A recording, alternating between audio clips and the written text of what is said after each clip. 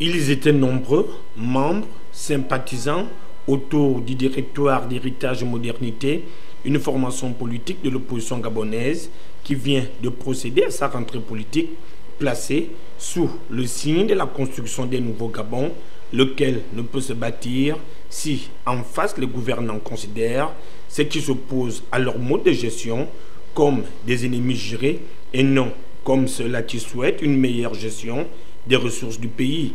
Pour enfoncer davantage le clou, des arrestations multiples d'hommes politiques sont perpétrées au Gabon tout en faisant fi de la législation en vigueur. Des Gabonais croupissent dans les geôles alors que d'autres sont à l'abri des poursuites judiciaires, ce malgré le lourd passif qu'ils traînent avec eux, une justice à deux vitesses dont Héritage et Modernité a vivement dénoncé. Sur le fait que ce projet essaie maladroitement de mettre le président de la République à l'abri des poursuites judiciaires, alors que ces extrémistes et lui tentent d'instrumentaliser la justice afin de mettre en prison tous ceux qui le gênent dans son dessein de mettre en place une monarchie.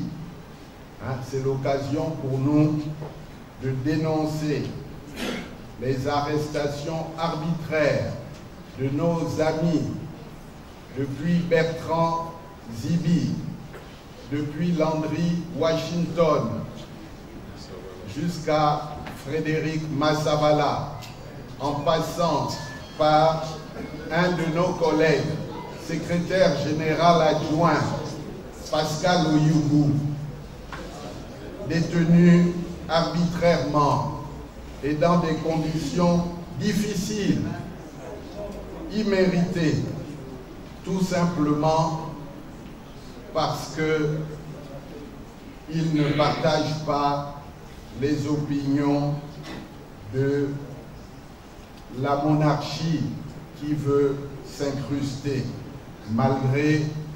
Sont aussi légion des déviances autoritaires.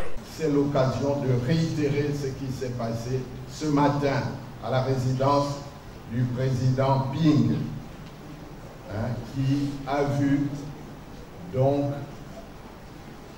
des militaires masqués, je ne sais pas si c'était des militaires ou des gendarmes, masqués, cagoulés, avec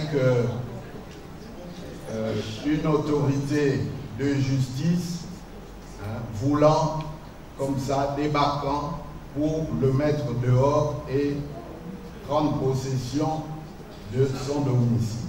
C'est absolument inacceptable,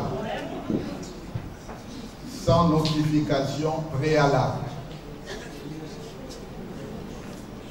Et nous devons... Sur le plan économique, le déclin de celui-ci est observé depuis 2014 et accentué de plus belle en 2016, imputé à la mauvaise gestion des ressources publiques. Dans ce contexte, et en dépit du soutien du Fonds monétaire et des autres bailleurs de fonds, en l'absence d'une appropriation des réformes et d'un pouvoir légitime, il est illusoire de penser que les conditions pour renouer avec la croissance vont se concrétiser, tant les obstacles à lever sont nombreux. Les perspectives sont donc sombres pour notre pays. Concluant son propos, le président de cette formation politique de l'opposition gabonaise a réaffirmé sa réelle conviction au changement tout en exhortant les membres à demeurer vigilants.